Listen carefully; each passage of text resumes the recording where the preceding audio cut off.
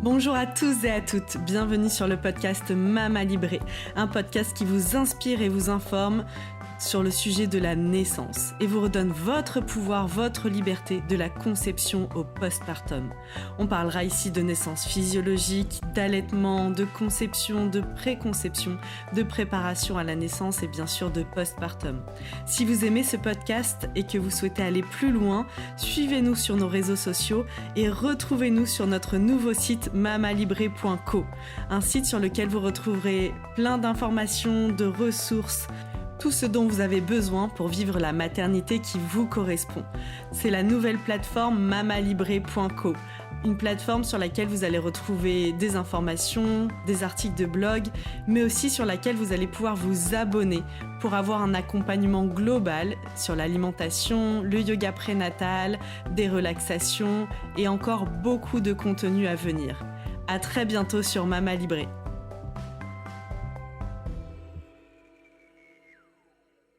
Dans cet épisode, je reçois Agnès Gogna. Bonjour Agnès. Bonjour. Agnès, tu es naturopathe. Oui. Comme moi, et on a fait toutes les deux la même formation. Aujourd'hui, on voulait vraiment parler d'un outil qu'on utilise beaucoup en cabinet, dans nos accompagnements, un outil d'accompagnement émotionnel surtout, et cet outil, c'est les fleurs de Bach, donc les élixirs floraux. Et j'avais vraiment envie de faire un épisode spécifique dans le podcast Mama Libré parce que l'équilibre émotionnel pendant toute cette période de la préconception, pendant la grossesse, l'accouchement et aussi dans le postpartum, c'est vraiment, je trouve que l'émotionnel c'est quelque chose d'important et qui est vraiment chamboulé pendant toute cette période de nos vies de femmes. Et les fleurs de Bach peuvent être un vrai allié, un vrai pilier sur lequel on va pouvoir se reposer. Et comme on le disait tout à l'heure avant de commencer cet épisode, c'est vraiment la facilité avec laquelle on peut utiliser ces élixirs floraux et surtout vu qu'il n'y a aucun risque. Aucun danger, oui, c'est vraiment un remède naturel. Ça relève vraiment des médecines complémentaires et ça s'adresse pas directement à nos symptômes physiques, mais vraiment à nos états émotionnels. Et la composition fait que du coup c'est complètement facile d'utilisation. On pourra peut-être en reparler après comment on les prend. Oui, la posologie et tout, bien sûr. Oui, on fera une petite aparté là-dessus. Et savoir qu'on les trouve déjà dans les pharmacies, dans tous les magasins bio. Normalement, il y a 38 fleurs de Bach. Donc ce sont des élixirs floraux, c'est le même terme, hein. Bach, pourquoi ? Parce que c'est le nom du docteur anglais qui les a découvertes. Et donc, c'est pour ça que parfois ça s'appelle fleur de Bach ou élixirs floraux, selon si c'est une marque de laboratoire ou pas. Mais savoir que c'est la même chose, c'est les mêmes produits.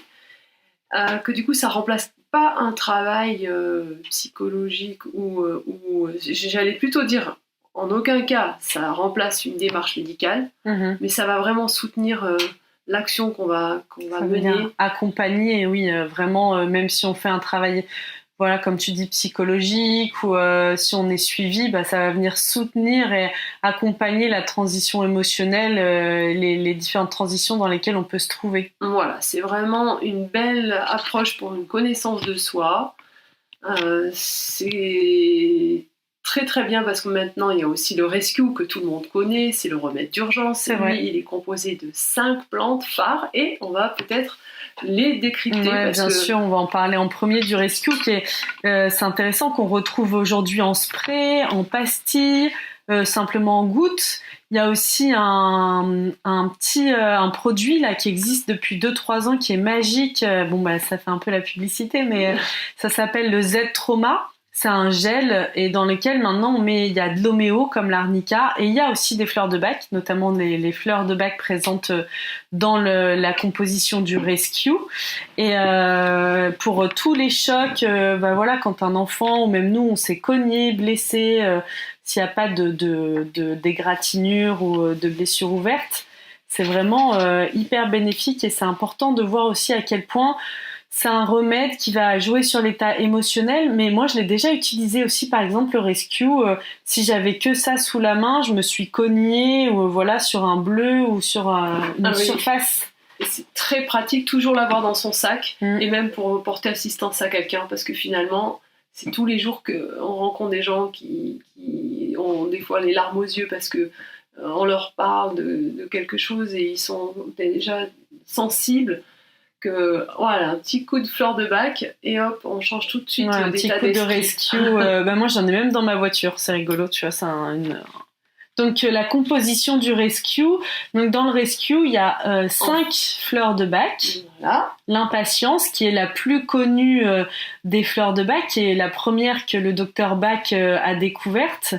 Et c'était intéressant, justement, le chemin que ce médecin a fait. Comme on le disait tout à l'heure, c'est vraiment l'analogie qu'il a pu faire entre les comportements humains et les comportements de la plante même. Alors, il disait pour l'impatience, c'est une plante qui grandit très très vite, très rapidement. Qui envahit tous les terrains, ne laissant de place à aucune autre plante.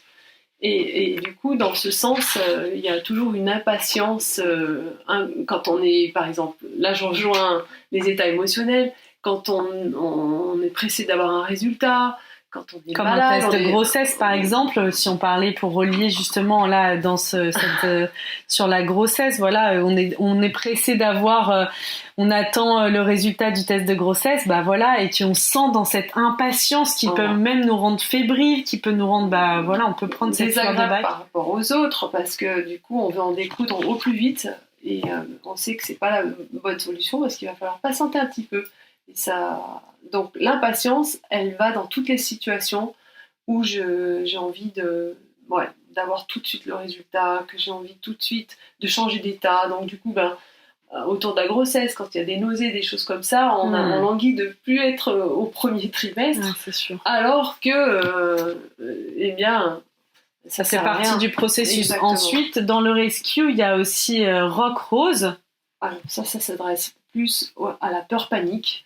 C'est-à-dire, je vais être bloquée, je vais être complètement bloquée de ce qui va se passer et la peur inhibe tous mes mouvements, toute ma pensée, ça envahit tout mon corps à un point que du coup, je sais plus ce que je fais, je suis paralysée, bloquée. Donc, Rock Rose, elle va justement apporter le contraire de cet état qui est très désagréable. Elle va apporter du calme, une prise de décision, on va pouvoir retrouver ses moyens et se reconnecter complètement à la normalité des choses sans être envahi par les émotions.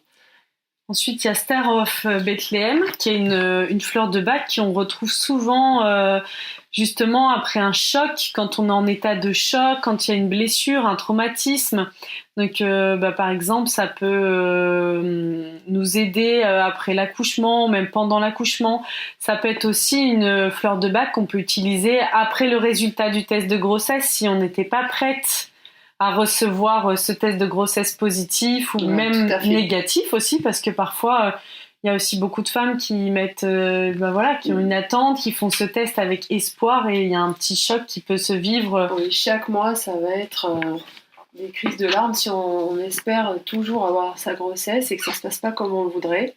Donc effectivement, Star of Bethlehem, elle est vraiment faite pour ça. Hein. C'est le consolateur des chocs et des chagrins, comme on dit. La dame de 11 heures, elle est magnifique en plus. C'est une fleur qui a 5 pétales et ça symbolise, comme dans une cathédrale, la rosace que l'on peut observer. Le blanc, c'est vraiment la couleur de la paix. C'est quelque chose qui réconforte. Donc celle-ci, elle est indispensable et c'est pourquoi elle intervient dans ce remède d'urgence, le rescue. Ensuite, on a Cherry Plum.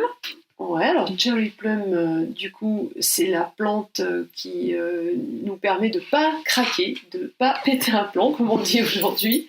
C'est-à-dire qu'on va rester maître de ses moyens, même si tout semble vraiment s'effondrer sous ses pieds, qu'on sent la colère monter, eh bien non, on a une propre capacité à garder et à conserver son état où, justement, on ne va pas tout faire péter, tout faire voler en éclats. Justement, dans ce que tu dis là, il y a vraiment aussi, ça peut être, tu parles de la colère, mais aussi quand il y a une grande peur et qu'on a cette sensation qu'on va devenir fou, enfin tu sais, on perd vraiment ses moyens, quoi. Donc elle va vraiment venir agir à cet endroit-là.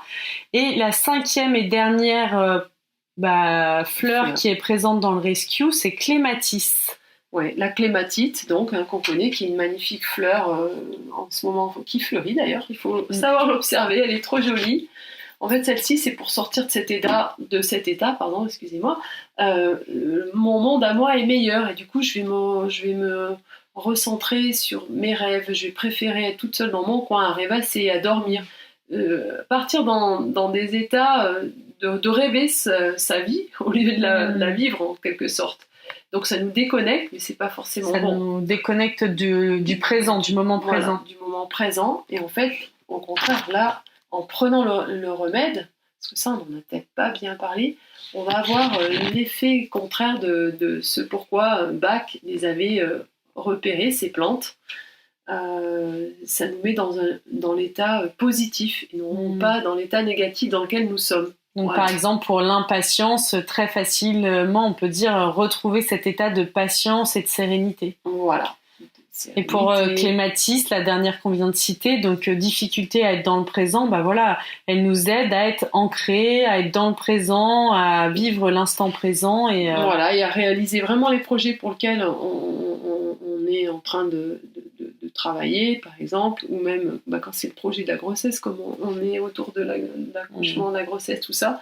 Vraiment, voilà, il faut préparer les choses, hein, et donc ça va pas se faire autrement. Il faut bien rester connecté. Donc on peut dire que voilà, le rescue, si c'est quelque chose que vous n'avez pas encore à portée de main, que vous n'avez pas chez vous, eh ben c'est vraiment un remède. Enfin, je trouve que c'est le remède à avoir des fleurs de Bach avant de les acheter en unité quand on a d'autres choses à traverser. Voilà, si on voulait avoir un seul flacon, ça pourrait être celui-ci. Il faut savoir aussi qu'il y a beaucoup de praticiens qui font dans leur cabinet leurs propres élixirs, leurs propres compositions à partir de leur coffret. On a, nous, les 38 fleurs de Bach et on va venir fabriquer le flacon en fonction de ce que la personne vit, traverse, et on va faire cette préparation. Voilà, avec la connaissance un peu plus approfondie du type, des caractères de la personne, de ce qu'elle traverse, comme tu le disais, et surtout d'avoir tout de suite une idée de tiens, cette plante pour tel symptôme elle va bien. Donc il y a aussi cette façon de les choisir. Et ce qui est important, c'est quand même les synergies. Moi je trouve que quand on arrive au moins en choisir 3, au moins on va pouvoir peut-être en prendre une sur tel état physique, ou ce qui revient tout le temps. Par exemple, je me réveille sans arrêt la nuit parce que je dors mal en ce moment. C'est souvent un état chronique, on va dire, pendant la grossesse. Donc, du coup, ça ramène à des angoisses. Donc, on va pouvoir choisir une fleur sur les peurs, justement, pour lutter dans ces moments-là où on se dit, voilà, qu'est-ce que je fais ? Voilà, au moins en choisir plusieurs pour que le remède soit sur plusieurs traits de caractère qu'on traverse. Donc ça, c'est déjà... Après, je sais que moi, pendant la grossesse et cette période de l'accouchement, je dirais qu'il y en a plusieurs... en tout cas, moi, il y avait la fleur de Bach Aspen, que j'ai beaucoup aimée, qui, en tout cas, pour ma première grossesse, j'ai vraiment souvenir de...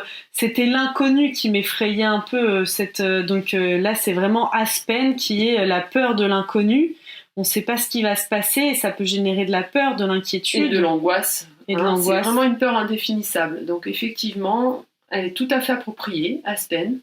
Il y a aussi quand, typiquement, j'ai peur d'accoucher ou j'ai peur de tel acte médical ou j'ai peur de ne pas réussir. Quand c'est une peur précise et connue, il y a Mimulus aussi, que j'ai bien aimé. Voilà, peur pour le bébé aussi, Red Chestnut. Et une que je trouve qui est indispensable pendant toute cette période où on voit son corps évoluer, se transformer, et puis après on se voit aussi devenir mère, enfin il y a tout ce chemin, c'est Walnut. Ah oui, que j'adore parce que du changement, pour accompagner tous les changements, qui nous aide à nous adapter au changement, et je trouve que c'est une période où on ne devrait pas lâcher cette plante, enfin cet élixir floral, parce que c'est vraiment une période de changement, d'abord physique.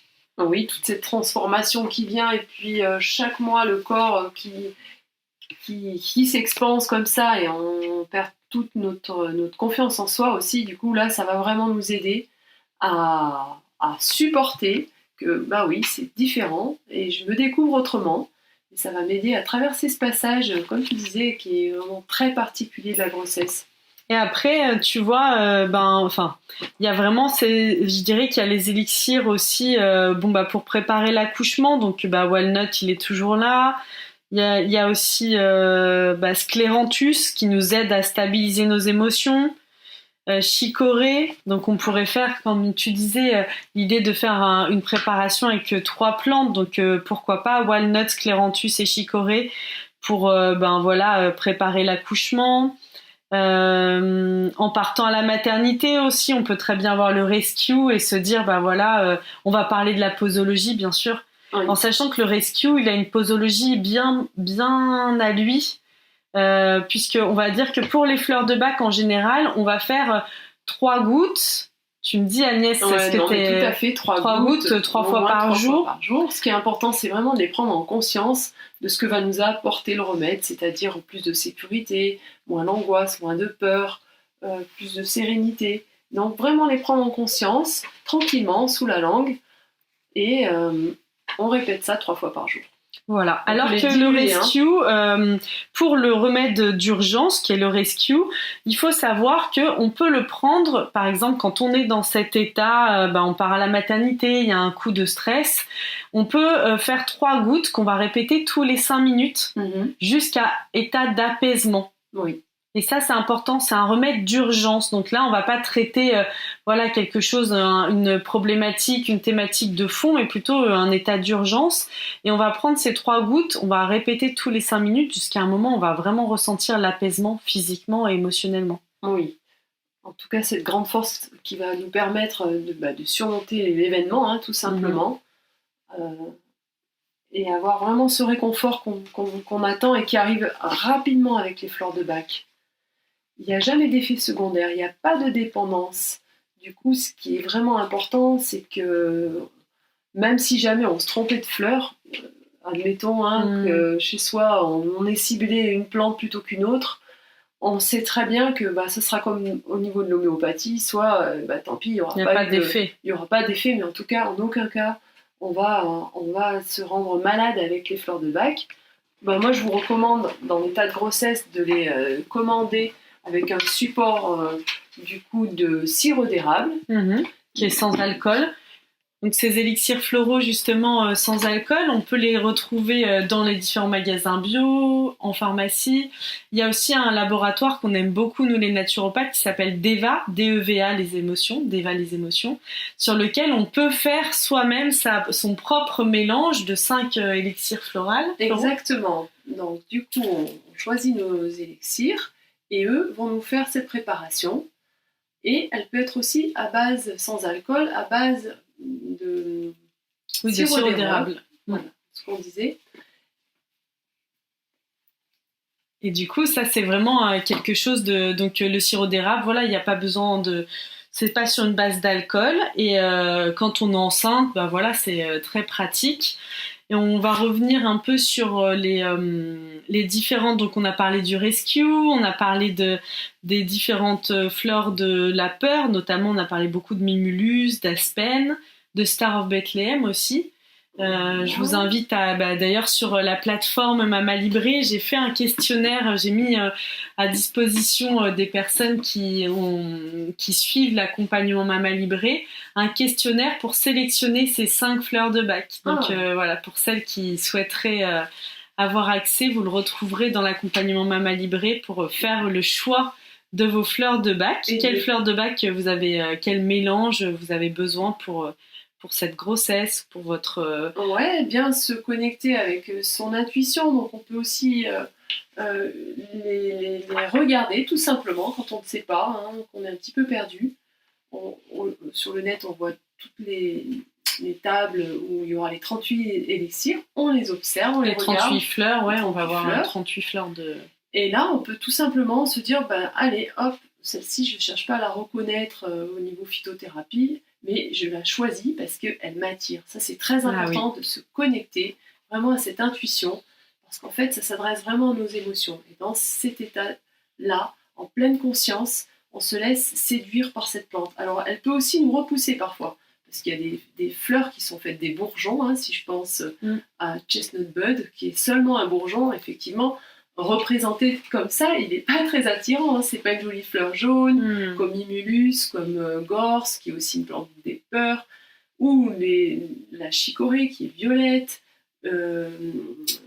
tant d'autres encore par couleur. Donc là, non, je n'essaye pas de les reconnaître ou de les choisir parce qu'elles me plaisent, mais je me laisse vraiment attirer par la puissance qu'elles dégagent. C'est très important, parce qu'en fait, on est en train de se connecter et à nos émotions, à notre caractère du moment, qu'est-ce qui se passe.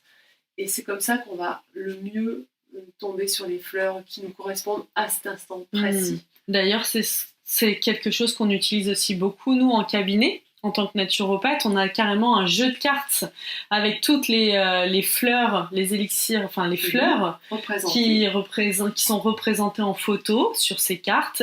Et on cache le nom et on fait choisir, moi je le fais souvent, choisir aux personnes 5 fleurs qui les attirent.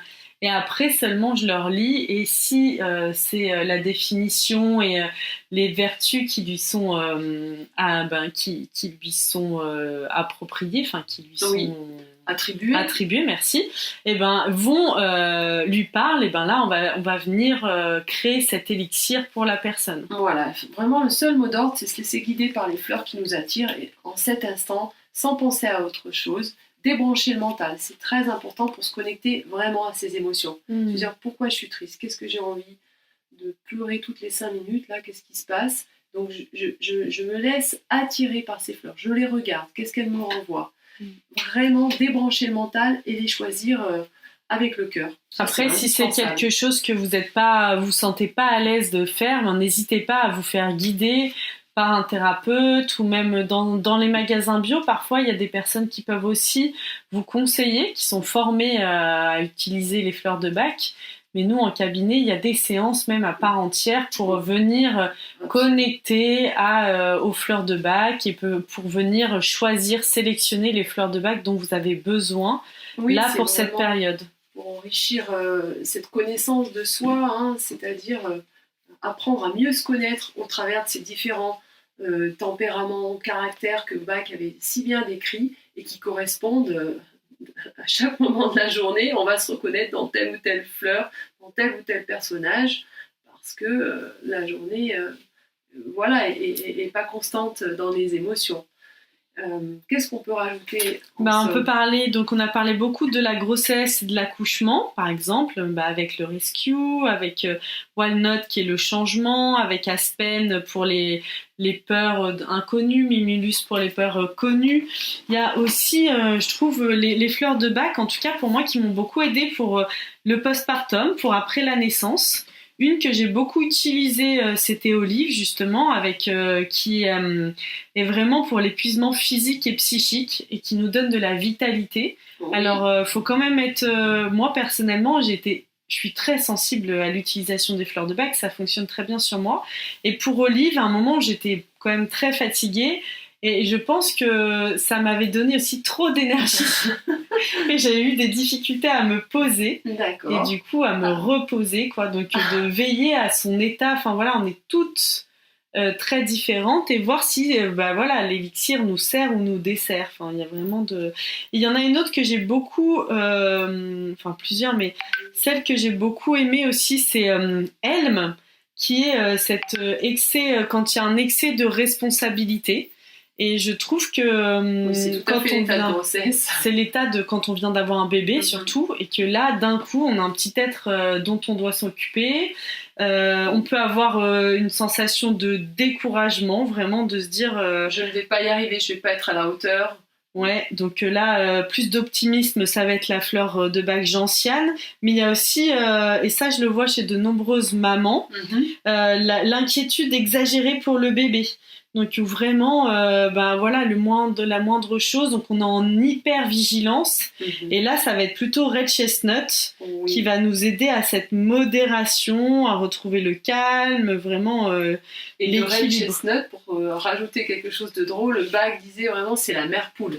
Il y a des moments, effectivement, c'est ce que tu dis, on met vraiment trop d'inquiétude à un endroit où c'est pas du tout la peine, quoi. Donc, se rappeler de ça. La mère poule, Red Chestnut, ouais. Et je pense que c'est un passage, c'est un passage de transition. Et Et on passe toutes dans cet état, on est nombreuses. Donc il y a aussi, si il y a un peu le baby blues dont on parle beaucoup, cet état un peu dépressif, il y a Sweet Chestnut qui va nous aider à retrouver la paix, donc vraiment cette sensation d'apaisement. Donc Sweet Chestnut qui peut être aussi très utile. Oui, qu'on pourra dans ce cas réassocier à la fameuse dame de 11 heures que j'adore tellement pour les chocs et les blessures. Donc Star of Bethlehem, tu veux dire Star of Bethlehem. Pourquoi dame de 11 heures? Parce qu'en fait, elle s'ouvre à 11 heures. C'est le moment où elle a la quintessence de sa floraison. Elle est magnifique à cette heure-ci. Okay. Donc, facile à se rappeler. Star of Bethlehem. Voilà. N'hésitez pas à vous renseigner, à regarder ces fleurs, à prendre connaissance avec leurs vertus qu'on retrouve facilement et à vous faire conseiller auprès d'un thérapeute ou via la plateforme Mama Libré aussi. Vous retrouverez le questionnaire et vous retrouverez toutes les informations. Oui, je ne sais pas si on l'a dit ou redit, mais donc il n'y aura pas d'effet secondaire, pas de dépendance, rien à redouter avec les fleurs de Bach. Donc du coup, ne pas hésiter vraiment à les utiliser en soins d'urgence, c'est extraordinaire. Merci beaucoup Agnès pour ton expertise et tout ce que tu nous as appris aujourd'hui dans cet épisode sur les fleurs de Bach. Je te remercie beaucoup de me faire participer à Mama Libré, cette magnifique plateforme que j'adore. J'espère que vous aurez appris plein de petites choses et que ça vous aura donné envie d'aller expérimenter, d'aller voir si les fleurs, les élixirs floraux, c'est bon pour vous et si vous arrivez à retrouver de l'apaisement grâce à leur utilisation. Et j'en profite parce qu'on a parlé beaucoup de grossesse, accouchement et sur les enfants, c'est aussi quelque chose qui fonctionne très très bien et même sur les bébés. Par exemple, le rescue, on n'est pas obligé de le mettre, donc on a parlé de la façon dont on pouvait le mettre par exemple sous la langue. Oui. Moi sur mes enfants, je leur ai mis sur le front, parfois dans le cou, enfin vraiment il y a cette histoire d'information, quand on vient donner une information au corps. Il faut pas oublier que la peau c'est une grande surface d'absorption aussi, donc on n'est pas obligé de mettre dans la bouche. Par exemple, même si c'est pas une base d'alcool, mais un tout petit bébé, on n'a pas forcément envie de lui mettre du sucre dans la bouche. Donc ne pas hésiter à lui mettre directement sur la peau. Ça fonctionne aussi très bien. Et puis aussi peut-être une autre manière pour les mamans qui allaitent, peut-être le déposer sur l'auréole, comme ça quand l'enfant attrape le sein, il a une petite information qui revient. Sur la peau de la maman. Pour les femmes qui allaitent, tout ce qu'elles prennent, l'information, elle passe aussi dans le lait. Donc, il y a vraiment cette... merci beaucoup. Je te dis à très bientôt et je vous souhaite à toutes une très belle fin de journée si c'est encore la journée pour vous. Et je vous dis à très bientôt sur Mama Libré.